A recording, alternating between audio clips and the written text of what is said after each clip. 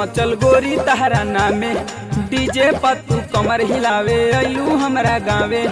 DJ पत्तू कमर हिलावे अइलू हमरा गावे। गली गली में शोर मचल गोरी तहरा नामे। डीजे पत्तू कमर हिलावे अइलू हमरा गावे। कोरा धके तोरा गरहा उतार दी, उतार दी। टोपिए के रखी हाँ गोरी हो सामान, गोरी हो सामान। टोपिए के रखी हाँ गोरी हो सामान। चौधरी जी झंडा गाड़ी दी। टोपिए के रखी हाँ गोरी हो सामान। चौधरी जी झंडा गाड़ी दी।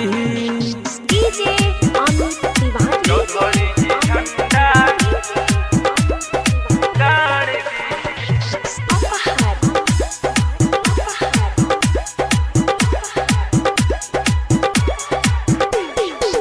चौधरी के लइका चाहे चीखल हो, अगले न सोझा कौनो टिकल हो। अगले न सोझा कौनो टिकल हो। चौधरी के लइका चाहे चीखल हो, अगले न सोझा कौनो टिकल हो। सासाराम सिधरी औरंगाबाद अइलू। अरवल गया नवादा में तू मर्डर करवैलू। आज बचबू न ठन झार दी, झार दी। टोपिए के रखी हाँ गोरी हो सामान, गोरी हो सामान। टोपिए के रखी हाँ गोरी हो सामान। चौधरी जी झंडा गाड़ दी।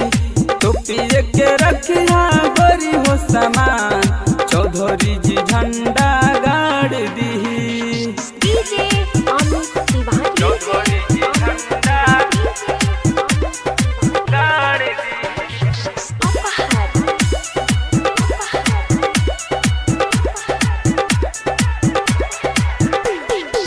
कहले की माल बाड़ू धासु हो।